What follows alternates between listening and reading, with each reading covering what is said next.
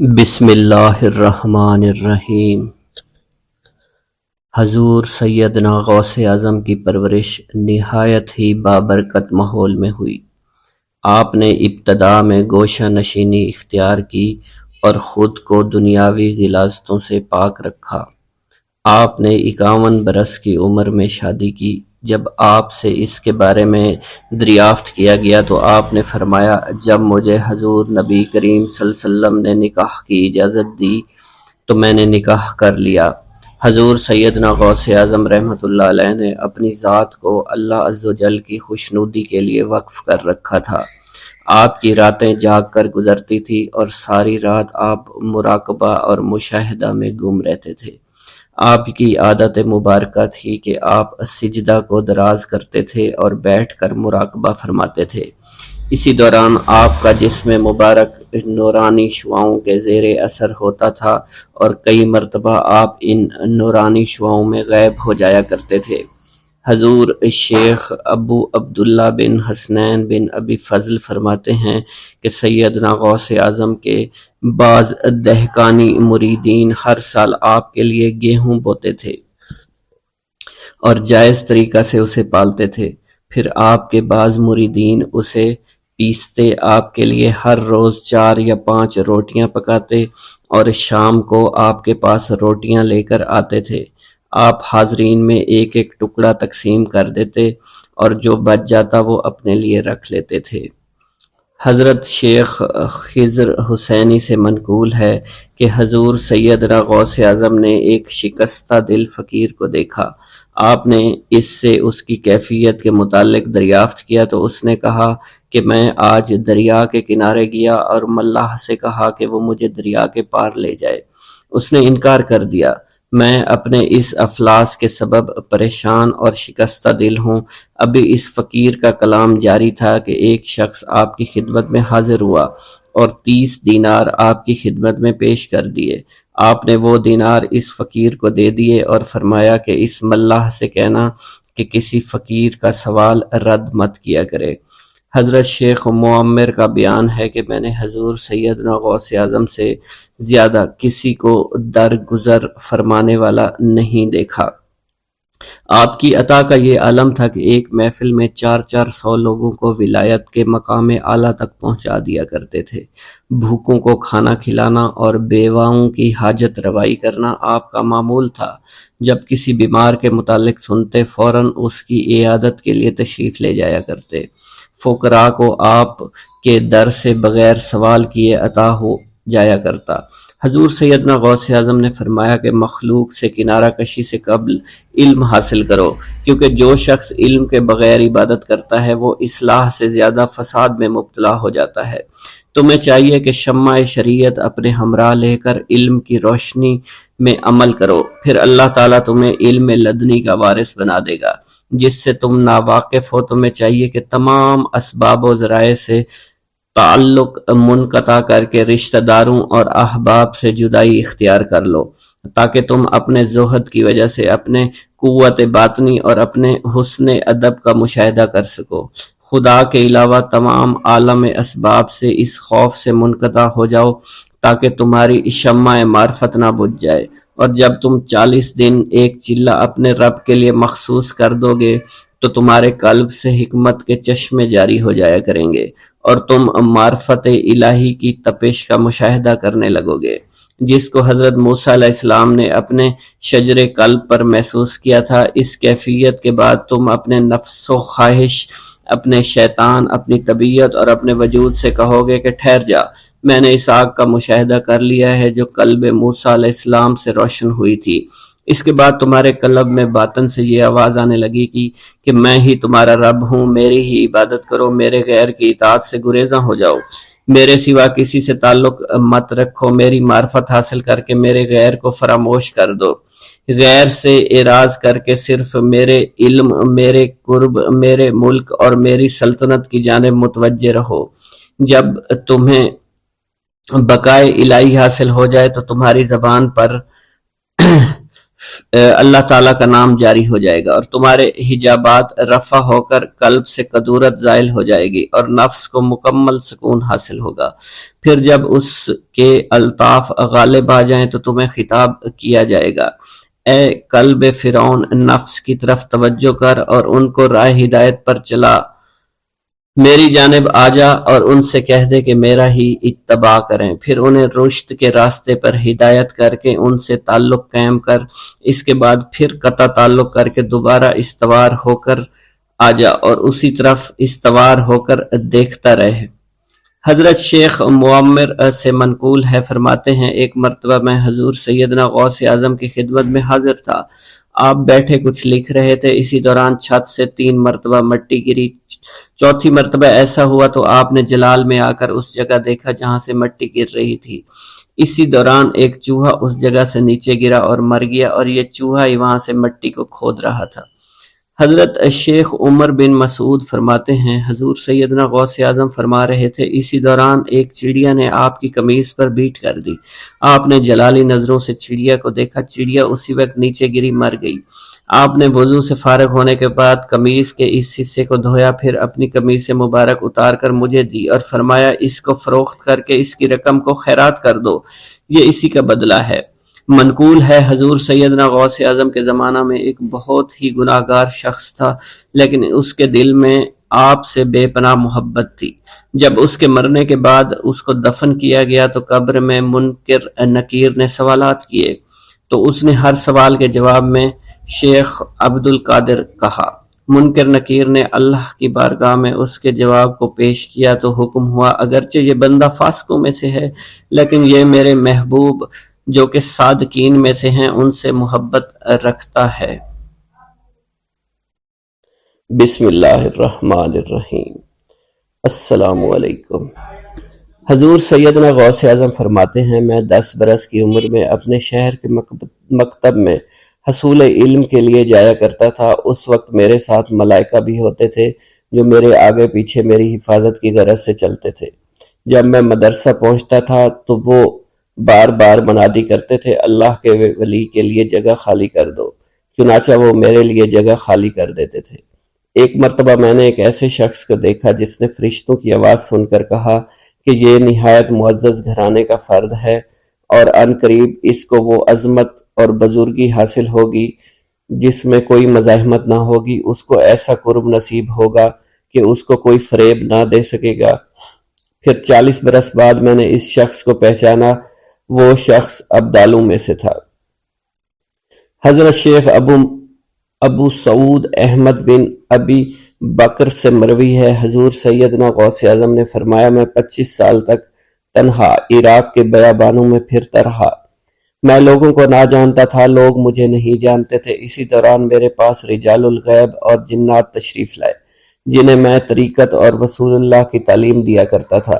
ابتدا میں جب میں عراق میں داخل ہوا تو حضرت خضر میرے ہم سفر تھے اور میں انہیں اس وقت سے پہچانتا نہیں تھا۔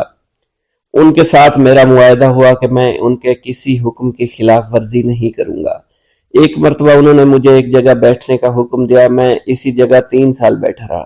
سال میں ایک مرتبہ حضرت خضر میرے پاس تشریف لاتے اور فرماتے یہی تیرا مقام ہے جہاں تجھے پہنچایا گیا ہے۔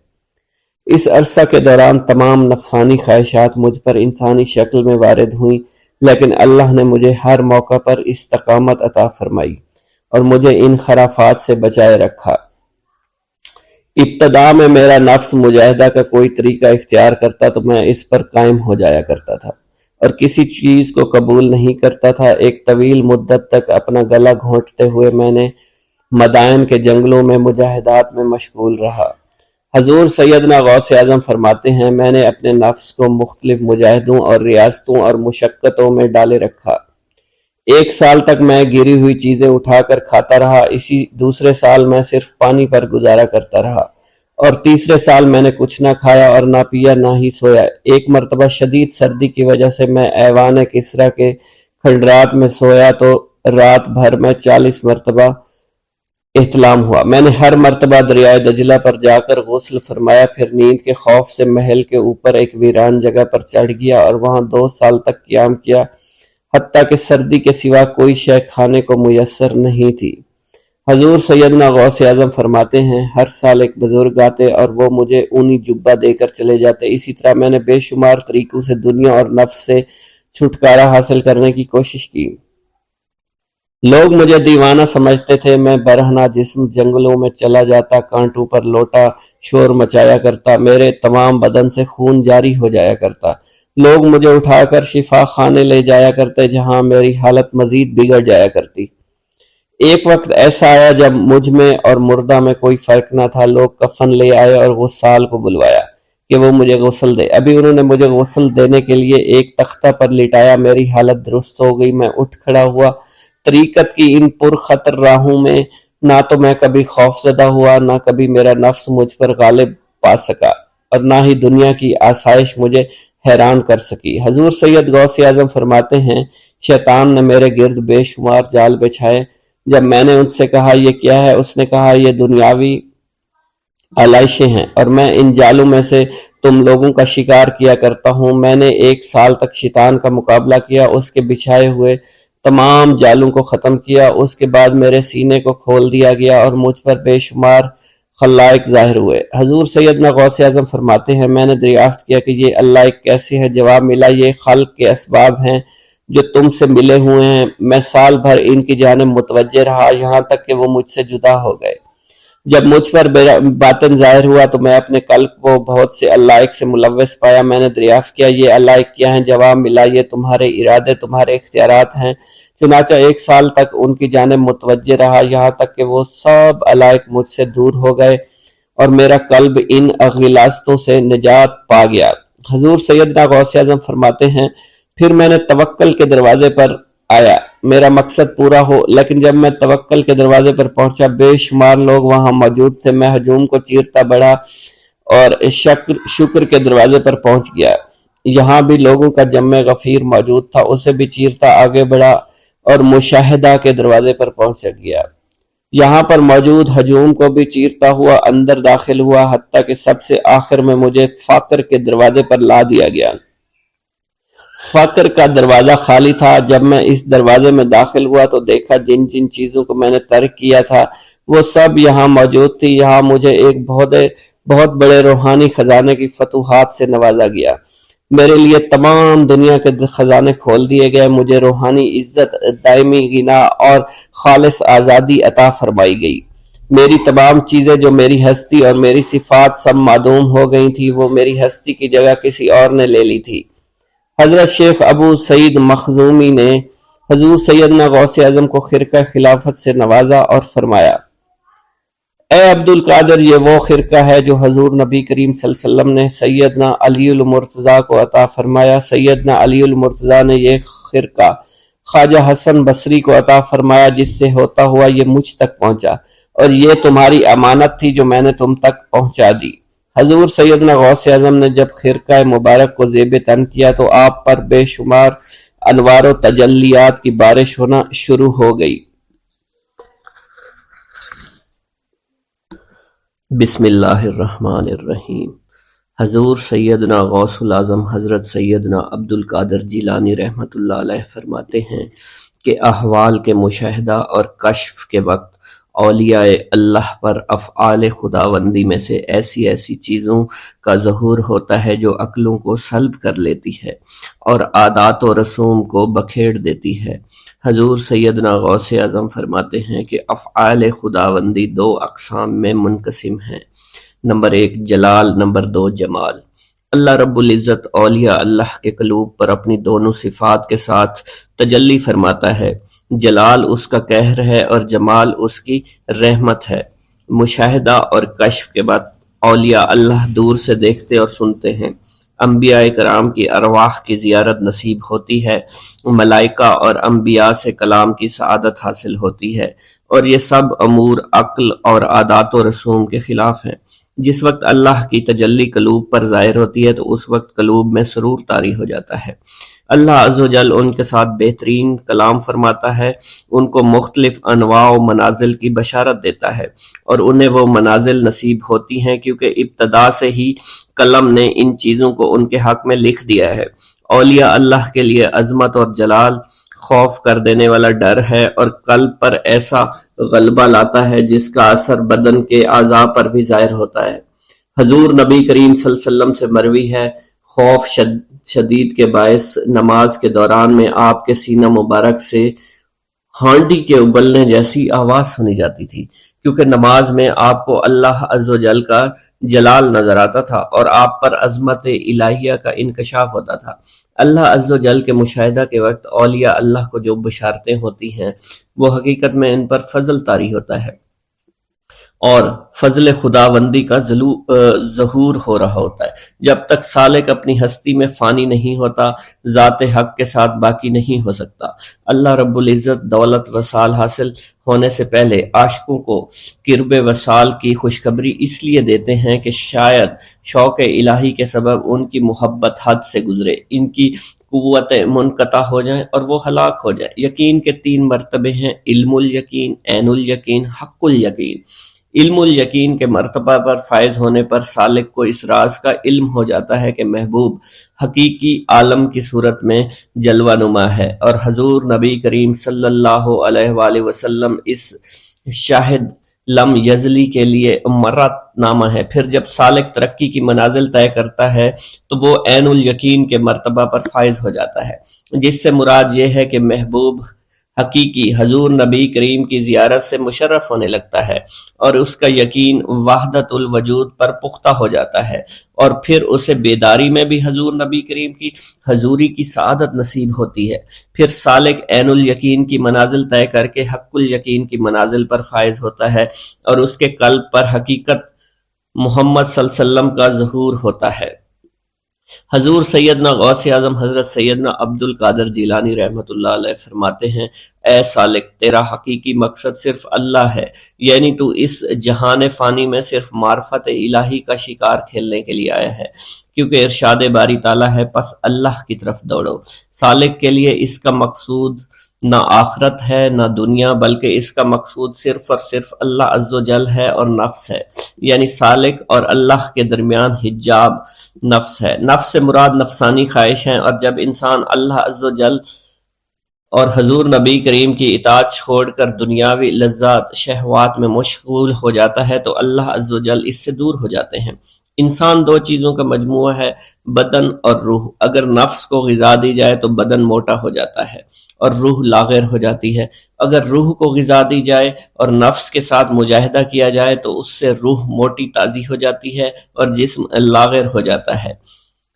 ارشاد باری تعالیٰ ہے: میں نے جن و انس کو اپنی عبادت کے لیے پیدا کیا ہے تاکہ وہ مجھے پہچانے۔ نفس اللہ کی ضد ہے اور اس کا دشمن ہے، یعنی وہ شخص جو اپنی نفسانی خواہش کی پیروی کرتا ہے وہ اللہ کے حکم کی عدولی کر رہا ہوتا ہے۔ ایک مرتبہ دریائے دجلہ میں سیلاب آ گیا۔ دریا کی طغیانی کی شدت کی وجہ سے لوگ پریشان حالت میں حضور سیدنا غوث اعظم شیخ سید عبد القادر جیلانی رحمۃ اللہ علیہ کی خدمت میں حاضر ہوئے۔ آپ نے اپنا عصائے مبارک پکڑا ہوا تھا اور دریائے دجلہ کے کنارے پہنچ کر عصائے مبارک کو زمین میں گاڑ دیا اور فرمایا: اے دریا بس رک جا۔ آپ کا فرمانا تھا کہ دریا کی طغیانی کم ہو گئی۔ حضرت شیخ عبد الجبائی سے منقول ہے: میری ملاقات ہمدان میں ایک شخص طریف سے ہوئی۔ یہ شخص دمشق کا رہائشی تھا۔ اس نے مجھے بتایا دوران سفر میری ملاقات بشر المفرزی سے ہوئی جو 14 اونٹوں پر شکر لادے ہوئے تھے۔ انہوں نے مجھے بتایا کہ دوران سفر میرا گزر ایک جنگل سے ہوا۔ رات کا وقت تھا، میرے پاس 4 اونٹ اس جنگل میں گم ہو گئے۔ میں نے ان کو بہت تلاش کیا لیکن کامیاب نہ ہوا، یہاں تک کہ صبح ہو گئی۔ میں نے پریشانی کے عالم میں حضور سیدنا غوث الاعظم حضرت سیدنا عبد القادر جیلانی کو پکارا، کیونکہ آپ نے دوران واز ایک مرتبہ فرمایا تھا کہ جب بھی کوئی مشکل درپیش ہو تو مجھے پکارو۔ چنانچہ میں آپ کو پکارنے لگا۔ اس دوران مجھے ایک ٹیلے پر ایک شخص دکھائی دیا جس نے سفید لباس زیب تن کر رکھا تھا۔ اس شخص نے مجھے ہاتھ سے ایک جانب اشارہ کیا۔ جب میں ٹیلے کے نزدیک پہنچا تو وہ شخص غائب ہو چکا تھا۔ جب میں نے اس شخص کی بتائی ہوئی سمت میں نظر دوڑائی تو مجھے اپنے 4 اونٹ ماں سامان کے نظر آ گئے جنہیں میں نے ہانک کر لے آیا۔ گرا ہے بلاؤں میں بندہ تمہارا، مدد کے لیے آؤ یا غوث اعظم۔ مریدوں کو خطرہ نہیں بحر غم سے، کہ بیڑے کے ہیں ناخدا غوث حضور سیدنا غوث اعظم شیخ عبد القادر جیلانی کی ایک عورت مرید تھی جس پر ایک فاسق بدبخت عاشق ہو گیا۔ ایک دن وہ عورت رفع حاجت کے لیے نزدیک پہاڑ کے غار میں گئی تو اس فاسق بدبخت کو خبر ہو گئی۔ اس بدبخت نے غار میں جا کر عورت کو پکڑ لیا اور عزت لوٹنے کی کوشش کرنے لگا۔ اس عورت نے بآواز بلند شیخ عبد القادر جیلانی کو مدد کے لیے پکارا۔ آپ اس وقت مدرسہ میں وضو فرما رہے تھے۔ آپ نے اپنی کھڑاؤں کو اس غار کی سمت میں پھینکا۔ وہ کھڑائیں اس فاسق کے سر پر لگنا شروع ہو گئیں جس سے وہ بدبخت ہلاک ہو گیا۔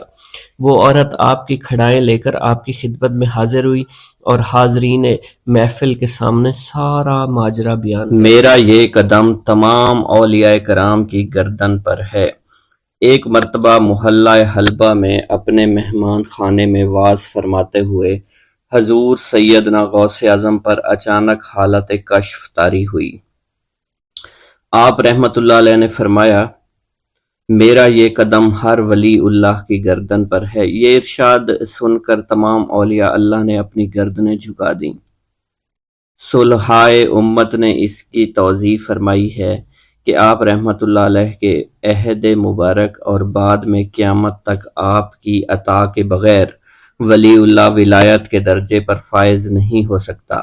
سلطان الہند حضرت خواجہ معین الدین چشتی المعروف خواجہ غریب نواز اس وقت خراسان کے پہاڑوں پر مجاہدات میں مشغول تھے۔ انہوں نے بھی حضور سیدنا غوث اعظم کا ارشاد گرامی سن کر اپنی گردن جھکا دی اور یوں عرض گزار ہوئے، آپ کے قدمین شریفین میرے سر اور میرے آنکھوں پر ہیں۔ حضور سیدنا غوث اعظم فرماتے ہیں کہ میں 10 برس کی عمر میں اپنے شہر کے مکتب میں حصول علم کے لیے جایا کرتا تھا۔ اس وقت میرے ساتھ ملائکہ بھی ہوتے تھے جو میرے آگے پیچھے میری حفاظت کے لیے چلتے تھے۔